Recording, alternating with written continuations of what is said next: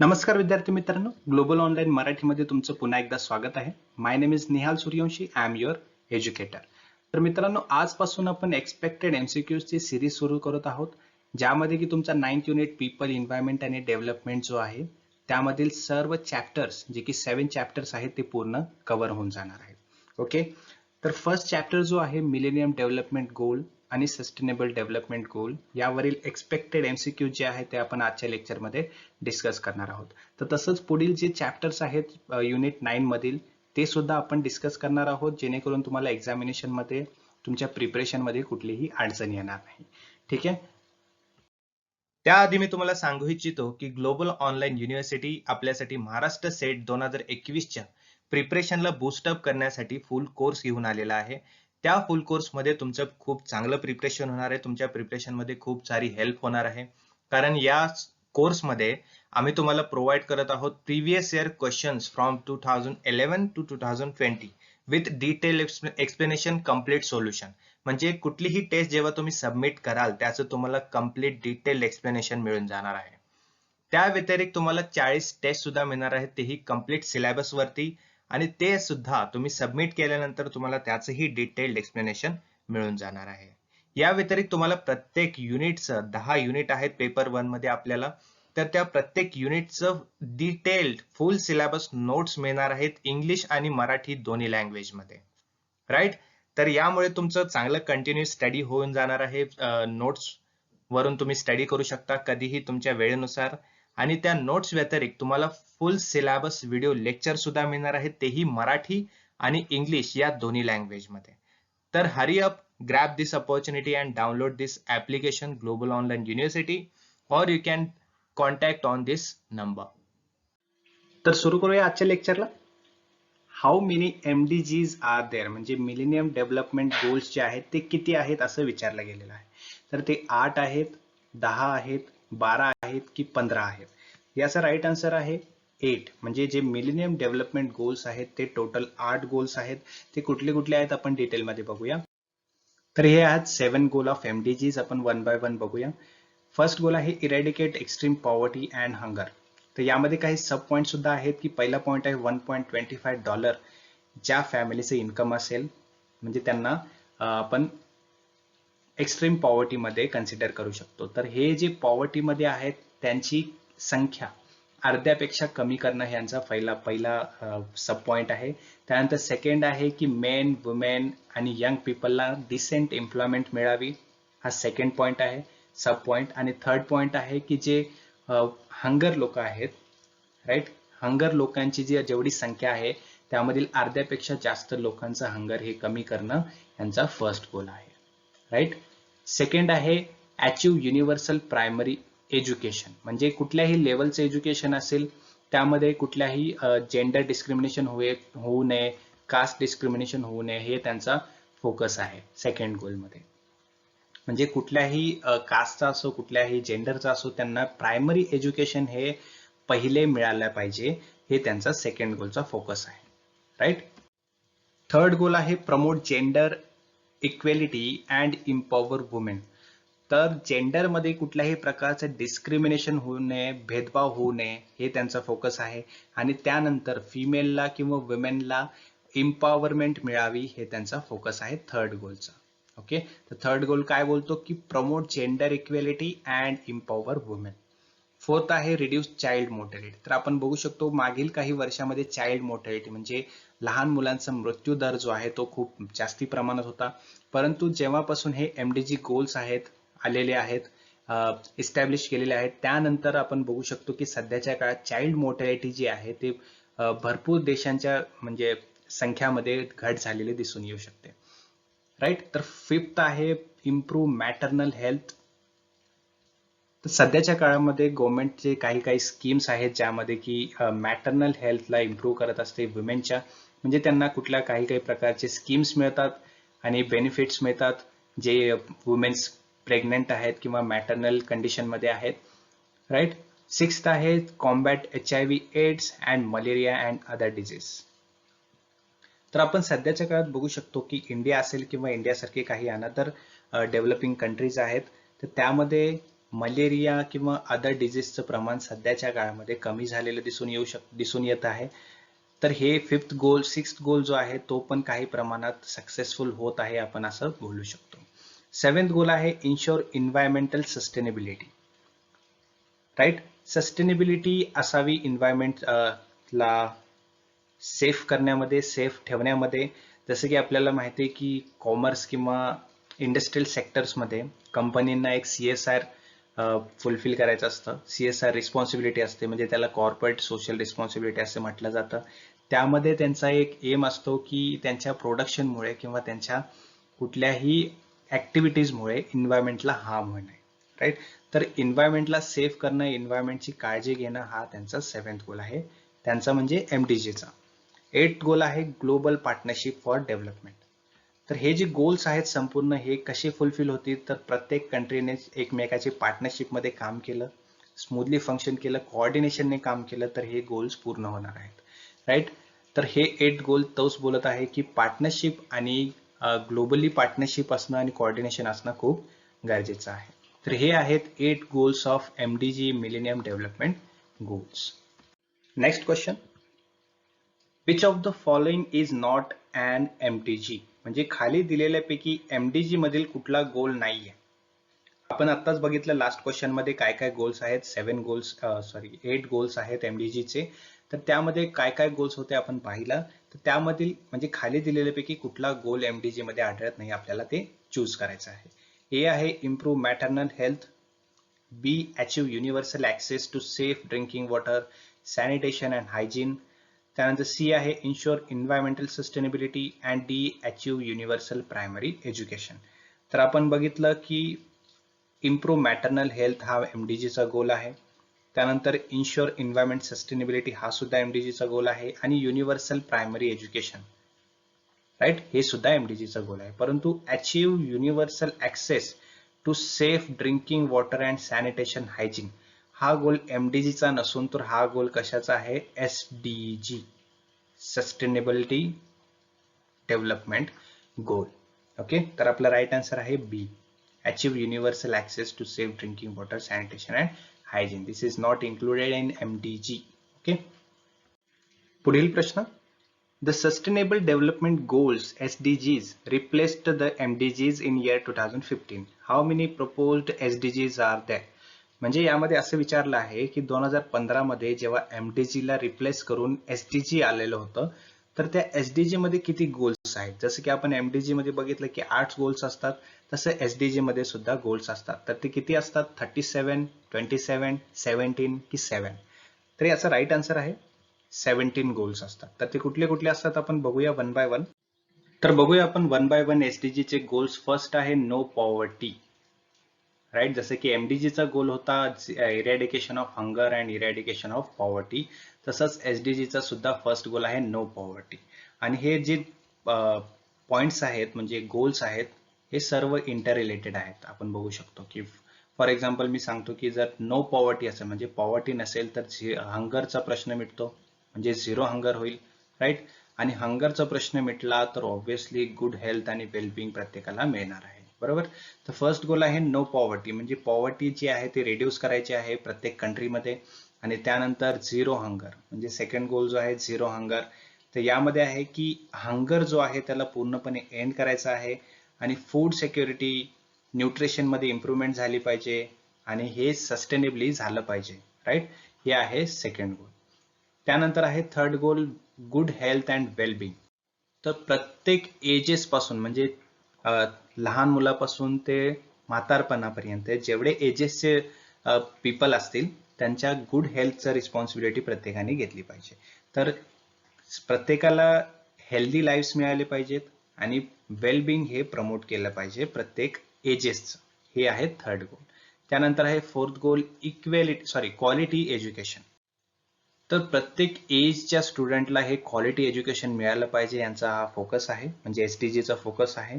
तर कुठल्याही लेवलचा असेल, म्हणजे स्टँडर्ड म्हणजे प्रायमरी एज्युकेशन असेल, त्यानंतर ग्रॅज्युएशन असेल, पोस्ट ग्रॅज्युएशन किंवा हायर एज्युकेशन वगैरे असं कुठल्याही लेवलचं एज्युकेशन असेल तर त्यामध्ये क्वालिटी एज्युकेशन हे प्रत्येकाला मिळालं पाहिजे. आणि त्यामध्ये सुद्धा कुठल्याही प्रकारचं डिस्क्रिमिनेशन होऊ नये, हे सुद्धा त्यांनी फोकस केलेलं आहे. म्हणजे डिस्क्रिमिनेशन इन द सेन्स की कास्ट डिस्क्रिमिनेशन असेल, जेंडर डिस्क्रिमिनेशन असेल, तर यामध्ये कुठलेही डिस्क्रिमिनेशन नसावं, हे त्यांचा फोकस आहे. फिफ्थ गोल आहे जेंडर इक्वेलिटी. जेंडर इक्वेलिटी म्हणजे मेल, फिमेल किंवा अदर्स जे असतील तर त्यांना इक्वली ट्रीट केलं पाहिजे प्रत्येक क्षेत्रामध्ये. एम्प्लॉयमेंट असेल, एज्युकेशन असेल, कुठलंही क्षेत्र असेल त्यामध्ये प्रत्येक जेंडरला हे इक्वली ट्रीट केलं पाहिजे, हे त्यांचा फोकस आहे. त्यानंतर सिक्स्थ आहे क्लीन वॉटर अँड सॅनिटेशन. तर यामध्ये असं इंडिकेट केलं आहे की प्रत्येक कंट्रीला किंवा कंट्रीच्या प्रत्येक माणसाला हे प्युअर वॉटर मिळालं पाहिजे, राईट. अवेलेबिलिटी ऑफ वॉटर ही चांगली असली पाहिजे आणि त्याचं मॅनेजमेंट सुद्धा चांगल्या प्रकारे झालं पाहिजे. हे आहे सिक्स्थ गोल. म्हणजे वॉटर क्लीन असलं पाहिजे आणि सॅनिटेशन सुद्धा असायला हवं. त्यानंतर सेव्हन्थ आहे अफोर्डेबल अँड क्लीन एनर्जी. तर या गोलमध्ये असं सांगितलेलं आहे की प्रत्येकाला क्लीन, अफोर्डेबल आणि रिलायबल एनर्जी ही मिळाली पाहिजे आणि त्यामध्ये सुद्धा सस्टेनेबली मॉडर्न एनर्जीचा यूज असायला हवा. त्यानंतर एथ गोल आहे डिसेंट वर्क आणि इकॉनॉमिक ग्रोथ. या गोलमध्ये यांनी असं सांगितलेलं आहे की त्यांनी इन्शुअर केलं पाहिजे की प्रत्येकाला जॉब सिक्युरिटी मिळाली पाहिजे, सस्टेन्ड प्रमोट इन्क्लुझिव्ह आणि सस्टेनेबल इकॉनॉमिक ग्रोथ झाली पाहिजे आणि प्रत्येकाला डिसेंट वर्क हे मिळालं पाहिजे. यांचा एथ गोल आहे, यांचा म्हणजे SDGचा. त्यानंतर आहे इंडस्ट्री, इनोव्हेशन अँड इन्फ्रास्ट्रक्चर. तर कुठल्याही कंट्रीची डेव्हलपमेंट करण्यासाठी इन्फ्रास्ट्रक्चर बिल्डअप चांगलं असलं पाहिजे. म्हणजे मोठे मोठे एअरपोर्ट्स असतील किंवा रोड कन्स्ट्रक्शन असेल, हे चांगल्या प्रकारचं असेल, इन्फ्रास्ट्रक्चर चांगल्या प्रकारचं बिल्ड झालेलं असेल तर त्या कंट्रीची डेव्हलपमेंट होत असते, राईट. त्यामुळे नाईन्थ गोल हा फोकस केलेला आहे. त्यानंतर आहे रिड्युस्ड इनइक्वॅलिटीज. हा सर्वात मेन पॉइंट आहे, कारण आपण आता इंडियन कंट्रीमध्ये बघू शकतो की इनइक्वॅलिटीज ही मोठ्या प्रमाणात होत असते, राईट. भले ते जेंडर इनइक्वॅलिटी असेल, कास्ट इनइक्वॅलिटी असेल, तर या सर्व कमी करणं यांचा 10th गोल आहे. ठीक आहे. 11th आहे सस्टेनेबल सिटीज अँड कम्युनिटीज. जर सस्टेनेबिलिटी आणायची असेल कुठल्याही कंट्रीला तर त्या कंट्रीची सिटीज किंवा इन्फ्रास्ट्रक्चर हे चांगलं असलं पाहिजे, त्यामध्ये अपॉर्च्युनिटी चांगल्या असल्या पाहिजेत, प्रत्येकाला अपॉर्च्युनिटी मिळाली पाहिजे, लाईफ लॉंग अपॉर्च्युनिटी ही मिळाली पाहिजे, राईट. तर हा 11th गोल आहे sustainable cities and communities. Next आहे responsible consumption and production.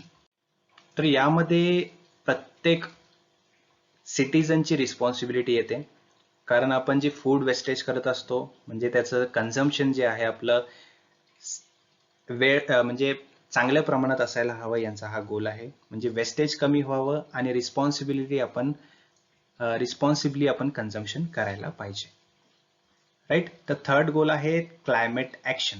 Climate action मध्ये काय आहे, काही अँथ्रोपॉलॉजी ऍक्टिव्हिटीजमुळे काही एन्व्हायरमेंटला हार्म होत असतील समजा, तर ते कमी करणं यांचा गोल आहे. त्यानंतर आपली इकॉलॉजी, एन्व्हायरमेंट यांना सेफ करणं, यांना प्रोटेक्ट करणं यांचा गोल आहे. तर ही रिस्पॉन्सिबिलिटी हे प्रत्येक सिटीजनची आहे, राईट. प्रत्येक सिटीजनने आपलं एन्व्हायरमेंट स्वच्छ ठेवलं पाहिजे, झाडांची जास्त कटिंग करायला नको, वेस्टेज जे आहेत ते जास्ती करायला नको, पाण्याचा नियमित वापर करावा, फूड वेस्टेज करायला नको. त्यामुळे क्लायमेट ऍक्शन हा गोल जो आहे तो आपला पूर्ण होऊ शकतो. नेक्स्ट आहे लाईफ बिलो वॉटर. तर आपण बघू शकतो की फॅक्टरीजचे काही कंटॅमिनेटेड वॉटर असतात किंवा केमिकल वॉटर असतात, ते जेव्हा समुद्रामध्ये मिसळत असतं तर त्यामुळे जे बिलो वॉटर लाईफ असते, म्हणजे जसे की मासे, कुठलेही जीव असतील, त्यांना यामुळे धोका होत असतो. तर हे सर्व कमी करण्यासाठी हा 14th गोल फोकस केलेला आहे. नेक्स्ट आहे लाईफ ऑन लँड.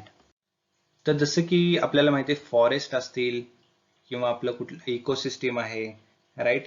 डेझर्टिफिकेशन असेल, डिग्रेडेशन हे कमी करणं, बायोडायव्हर्सिटी लॉस जे आहे ते सुद्धा कमी करणं, हा सर्व फोकस आहे या 15th गोलमध्ये. म्हणजे थोडक्यात आपल्या एन्व्हायरमेंटला जे काही हार्म्स होतात, लँडवरची जी लाईफ असते, जंगल वगैरे, इकोसिस्टीम वगैरे, तर हे सर्व अँथ्रोपॉलॉजी ऍक्टिव्हिटीजमुळे त्या हार्म होत असतात, तर ते कमी करणं यांचा 15th गोल आहे. त्यानंतर आहे peace, justice and strong institutions. जसे आपल्याला माहिती आहे कुठल्याही प्रकारचं सस्टेनेबिलिटी आपल्याला आणायची असेल तर त्या जागेची सिटीज, इन्स्टिट्यूशन्स हे चांगले बिल्डअप असले पाहिजे, तिथे पीस असलं पाहिजे आणि जस्टिस हे सर्वात इम्पॉर्टंट असलं पाहिजे. असं नसायला पाहिजे की हा रिच आहे तर याला जस्टिस मिळेल आणि पुअर नसेल तर त्याला जस्टिस मिळणार नाही. तर या सर्व प्रकारचं डिस्क्रिमिनेशन नाही व्हायला पाहिजे जस्टिफिकेशन मध्ये. राईट, हा आहे 16th गोल. त्यानंतर 17th गोल आहे जसं की एमडीजी मध्ये होतं की पार्टनरशिप वगैरे. राईट, तसंच 17th गोल आहे एसडीजीचा सुद्धा, पार्टनरशिप फॉर द गोल्स. म्हणजे कुठलाही गोल पूर्ण करायचा असेल तर प्रत्येक कंट्रीने हे कोऑर्डिनेशनने काम केलं पाहिजे. राईट, तेव्हा कुठेही सस्टेनेबल डेव्हलपमेंट गोल्स पूर्ण आणि सक्सेसफुल होणार आहे. तर हे आहेत 17 goals of sustainable development goals म्हणजे एसडीजी. राईट, आय होप तुम्हाला कन्सेप्ट क्लिअर झालेली असेल. तुम्हाला कुठलाही डाऊट असेल तर कमेंटमध्ये विचारू शकता तुम्ही. ओके, आणि आय होप की तुम्हाला आता डाऊट नसेल आणि ह्यावरती कुठलाही क्वेश्चन विचारला तर तुम्ही आता सोडवू शकता. पुढील प्रश्न, in what time period did the United Nations member states work to achieve their Millennium Development Goal? तर MDG जे आहे त्या MDG चा जो गोल आहे तो कोणत्या इयर मध्ये किंवा कोणत्या पिरियड मध्ये पूर्ण करायचा आहे असं युनायटेड नेशन्सने सांगितलं होतं. तर A 1990 to 2015, B 2000 to 2015, C 2000 to present म्हणजे आतापर्यंत, की D 1990 to 2005. तर याचा राईट आन्सर आहे 2000 to 2015 म्हणजे 2000 ते 2015 पर्यंत हे मिलेनियम डेव्हलपमेंट गोल्स जे आहेत ते पूर्ण करायचे आहेत. ओके, इन 2000 म्हणजे 2000 मध्ये 189 nations made promise to free people from extreme poverty, multiple deprivations. म्हणजे 189 नेशन्स किंवा कंट्रीजने मिळून हे एसडीजी चे गोल्स पूर्ण करण्याचं प्रॉमिस केलेलं होतं.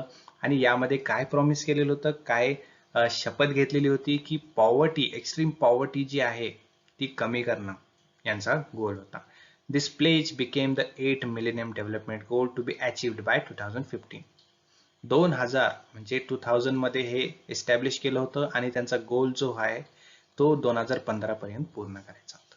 Right, in September 2010 the world recommitted itself to accelerate the progress towards these goals. म्हणजे 2010 मध्ये, सप्टेंबर 2010 मध्ये प्रत्येक कंट्रीने वर्ल्ड मध्ये हे रिकमिट केलं होतं की त्यांना गोल्स पूर्ण करायची जी प्रोग्रेस आहे त्यांना वाढवली पाहिजे. Next question, mercury and lead are toxic elements that cause. म्हणजे जे मर्क्युरी आणि लीड हे दोन जे टॉक्सिक एलिमेंट्स असतात ते काय कॉज करत असतात, म्हणजे त्याच्यामुळे काय परिणाम होऊ शकतो.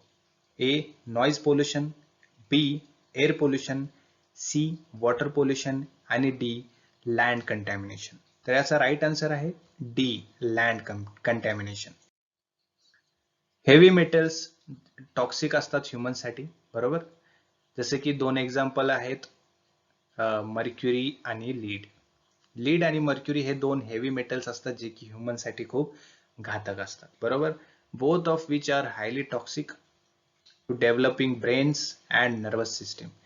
म्हणजे हे जे टॉक्सिक एलिमेंट्स आहेत किंवा मेटल्स आहेत जसे की लीड आणि मर्क्युरी, तर हे ह्युमनच्या ब्रेन डेव्हलपमेंटमध्ये खूप बॅरियर्स आणतात आणि नर्वस सिस्टीमला सुद्धा इम्पॅक्ट करत असतात. Excessive exposure can begin in the intrauterine period leading to adverse effect of birth. Right, तर हे जे दोन मेटल्स आहेत लीड आणि मर्क्युरी हे खूप घातक असतात आणि यांचा इफेक्ट चाइल्ड बर्थ मध्ये सुद्धा होत असतो. Next question, which geographic region needs most improvement to reach its goals. कुठला असा रिजन आहे जिओग्राफिकल रिजन, भौगोलिक रिजन, ज्याला की इम्प्रूव्हमेंट करायची जास्ती गरज आहे गोल्स अचीव्ह करण्यासाठी. A South Asia, B South America, C Middle East की डी सहारन आफ्रिका. तर याचा राईट आन्सर आहे ऑब्व्हियसली सहारन आफ्रिका. बिकॉज आफ्रिकाचा जो साऊथ एरिया आहे त्याला सहारन आफ्रिका असं म्हटलं जातं. तर आपण बघू शकतो मॅप मध्ये हा जो एरिया आहे याला सहारन आफ्रिका म्हटलं जातं. तर हा पूर्ण जो रिजन आहे, हा रिजनला गरज आहे जास्त इम्प्रूव्हमेंटसाठी, त्यांचे गोल्स पूर्ण करण्यासाठी. ओके, तर एक्झामिनेशन मध्ये जर विचारलं की कुठल्या रिजनला, जिओग्राफिकल रिजनला जर इम्प्रूव्हमेंट करायची जास्ती गरज आहे गोल्स अचिव्हमेंटसाठी, तर आपल्याला सिलेक्ट करायचं आहे सुसहारन आफ्रिका. ओके. पुढील प्रश्न. Modern concept of sustainable development focuses more on. जो मॉडर्न सस्टेनेबल डेव्हलपमेंट गोलचे जे फोकसेस आहेत ते कुठल्या गोष्टींवर किंवा कुठल्या क्षेत्रामध्ये जास्ती दिसून येत आहेत? A. Economic development, B. Social development, C. Environmental protection, की D. All of the above. तर याचा राईट आन्सर आहे ऑल ऑफ दी अबोव्ह. म्हणजे मॉडर्न कन्सेप्ट जो आहे सस्टेनेबल डेव्हलपमेंटचा तो इकॉनॉमिक डेव्हलपमेंटवर सुद्धा फोकस करतो, सोशल डेव्हलपमेंटवर सुद्धा फोकस करत असतो आणि एन्व्हायरमेंट प्रोटेक्शनवर सुद्धा फोकस करत आहे. Okay. Next question. What are the primary goals of sustainability? Okay. तर यामध्ये काही गोल्स दिलेले आहेत, तर यामध्ये प्रायमरी गोल्स काय आहेत असं विचारलं गेलेलं आहे. तर फर्स्ट आहे the land of poverty and hunger, the end of poverty and hunger. Second आहे better standard of education and healthcare, particularly as pertains to water quality and better sanitation. Third आहे to achieve gender equality, right? आणि fourth आहे sustainable economic growth while promoting jobs and stronger economies. तर आपण जसे की बघितलं SDG मध्ये MDG मध्ये काय काय गोल्स आहेत त्यानुसार जर बघायला गेलं तर हे सर्व गोल्स इम्पॉर्टंट आहेत आणि सर्व गोल्स SDG मध्ये आणि MDG मध्ये दिलेले आहेत. त्यामुळे हे राईट आन्सर आहे याचा डी. फर्स्ट, सेकंड, थर्ड आणि fourth. Next question. In which year the term sustainable development came into existence? म्हणजे कुठल्या इयर मध्ये सस्टेनेबल डेव्हलपमेंट गोल जो आहे तो एक्झिस्ट मध्ये आला किंवा अस्तित्वात आला? ए. 1987, बी. 1980, सी. 1978, की डी. 1992. तर याचा राईट आन्सर आहे 1980. म्हणजे 1980 मध्ये हे सस्टेनेबल डेव्हलपमेंट जी कन्सेप्ट आहे ती अस्तित्वात आली होती. पुढील प्रश्न. In which year was the United Nations commissions on sustainable development, त्याला CSD असं म्हटलं जातं, started by the UN general assembly. जी CSD आहे ती इस्टॅब्लिश केली गेली होती आणि त्याला स्टार्ट केलं होतं UN जनरल असेंब्लीने. तर कोणत्या इयर मध्ये ते सुरू केली गेली होती असं तिथे क्वेश्चन विचारलेला आहे. ए. 1995, बी.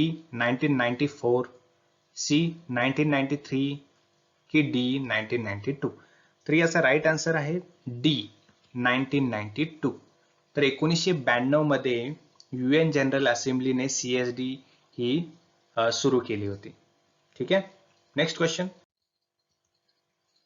आफ्टर मायनिंग म्हणजे खणण्याची जी प्रोसेस असते त्या प्रोसेस नंतर the huge holes left behind are used for. म्हणजेच एकदा की खणण्याची प्रोसेस पूर्ण झाली तर त्या ठिकाणचं जे होल असतं, मोठा ह्यूज होल असतो, तर तो कशासाठी यूज केला जातो? ए.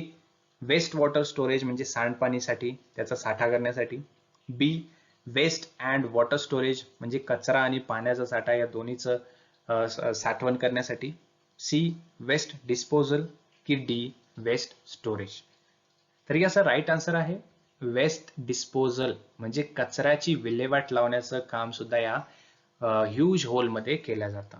तर ह्यूज होल कशामुळे होतं? ते मायनिंगमुळे म्हणजे खणण्यानंतर. नेक्स्ट क्वेश्चन आहे. How many countries made the promise to commit the millennium development goal? जसं की आपण मागील एखाद्या प्रश्नामध्ये एक्सप्लेनेशन बघितलं होतं, तर 189 कंट्रीज ने हे प्रॉमिस केलं होतं की मिलेनियम डेव्हलपमेंट गोल्स जे आहेत ते आपल्याला पूर्ण करायचे आहेत. तर लक्षात ठेवा 189 कंट्रीज असा क्वेश्चन एक्झामिनेशन मध्ये सुद्धा विचारला जाऊ शकतो. Next question. A promising direction towards sustainable development is to design system that are. म्हणजे हे जे सस्टेनेबल डेव्हलपमेंट गोल्स आहेत हे अचीव्ह केल्यानंतर त्याचा फायदा काय होणार आहे किंवा जी सिस्टीम तयार होणार आहे ह्या डेव्हलपमेंट नंतर ती कशी असणार आहे? ए. फ्लेक्झिबल अँड इरिव्हर्सिबल म्हणजे लवचिक आणि अपरिवर्तनीय. बी. फ्लेक्झिबल आणि रिव्हर्सिबल म्हणजे लवचिक आणि उलट असणार आहे किंवा त्याला परिवर्तनीय असं बोलू शकतो. त्यानंतर सी. इनफ्लेक्झिबल अँड रिव्हर्सिबल म्हणजे लवचिक नसणार आणि रिव्हर्सिबल म्हणजे परिवर्तनीय असेल, म्हणजे लवचिक नाही परंतु परिवर्तनीय. त्यानंतर डी इनफ्लेक्झिबल अँड इरिव्हर्सिबल म्हणजे लवचिक नाहीये आणि अपरिवर्तनीय आहे. तर याचा राईट आन्सर आहे बी फ्लेक्झिबल अँड रिव्हर्सिबल म्हणजे लवचिक सुद्धा असणार आणि परिवर्तनीय सुद्धा असणार. राईट, म्हणजे जी सिस्टीम असेल, भले ती एज्युकेशन सिस्टीम, गव्हर्नमेंट वगैरे वगैरे, प्रत्येक जी सिस्टीम असणार आहे कंट्रीमध्ये, वर्ल्ड मधल्या प्रत्येक कंट्रीमध्ये, ती सिस्टीम जी आहे ती फ्लेक्झिबल आणि रिव्हर्सिबल म्हणजे लवचिक आणि परिवर्तनीय होणार आहे. राईट, वळूया नेक्स्ट प्रश्नाकडे. Next question. The Sustainable Development Goals (SDGs) recognize that all countries must stimulate actions in the following key areas. म्हणजे SDG मध्ये म्हणजे SDG ला जे काही मेंबर्स जुडलेले आहेत त्या प्रत्येक कंट्रीने ह्या खाली दिलेल्या पॉइंट्स मध्ये आपलं प्रोग्रेस किंवा आपले ऍक्शन्स किंवा आपल्या ऍक्टिव्हिटीज जे आहेत ते फोकस केले पाहिजे. तर ते कुठले पॉइंट्स आहेत? A. People, Planet, Prosperity, Peace and Partnership. B. People, Planet, Prosperity, Plans and Planning. C. People, Planet, Prosperity, Plans and Partnership. And D. People, Planet, Prosperity, Peace and Planning. तर याचा right answer आहे A. People, planet, prosperity, peace and partnership म्हणजे लोक, ग्रह, समृद्धी, शांतता आणि भागीदारी. या सर्व हे जे पॉइंट आहेत या पॉइंट्स मध्ये प्रत्येक कंट्रीने आपले ऍक्शन, आपले ऍक्टिव्हिटीज हे फोकस केले पाहिजे. Next question. Next question. Social, economical and ecological equity is necessary condition for achieving. म्हणजे जे सोशल म्हणजे सामाजिक, आर्थिक आणि पर्यावरणीय हे जे यामधील इक्विटी ही खूप गरजेची असते. तर ही जी कंडिशन आहे ही कशासाठी अचीव केली पाहिजे? ए. सोशल डेव्हलपमेंटसाठी म्हणजे सामाजिक विकासासाठी. बी. इकॉनॉमिकल डेव्हलपमेंट म्हणजे आर्थिक विकासासाठी. सी. सस्टेनेबल डेव्हलपमेंट म्हणजे शाश्वत विकासासाठी. की डी. इकॉलॉजिकल डेव्हलपमेंट म्हणजे फक्त पर्यावरणीय विकासासाठी. तर सोशल, इकॉनॉमिकल, इकॉलॉजिकल या सर्व तिन्ही गोष्टी मिळून जर काही गरजेचं असेल अचीव करणं, तर प्रत्येक सेपरेट न असता हे कंबाईनली अचीव करणं इम्पॉर्टंट आहे. म्हणून सस्टेनेबल डेव्हलपमेंट गोल साठी हे सर्व नेसेसरी आहेत. म्हणून राईट आन्सर आहे C. Sustainable development goal. So we have done with today's most important questions, which is based on the first chapter, Millennium Development Goal and Sustainable Development Goal. तर तुमचा concept clear झालेला असेल मी अशी आशा करतो. आणि तुम्हाला कुठल्याही प्रकारचं जर क्वेश्चन असेल या फर्स्ट चॅप्टर वरती किंवा क्वेश्चन्स मधील तर तुम्ही कमेंट बॉक्स मध्ये लिहून मला विचारू शकता. ओके, मी नेक्स्ट लेक्चर मध्ये त्या प्रश्नाचं उत्तर तुम्हाला मिळवून देईन. Okay, so thank you for today's session. Have a good day.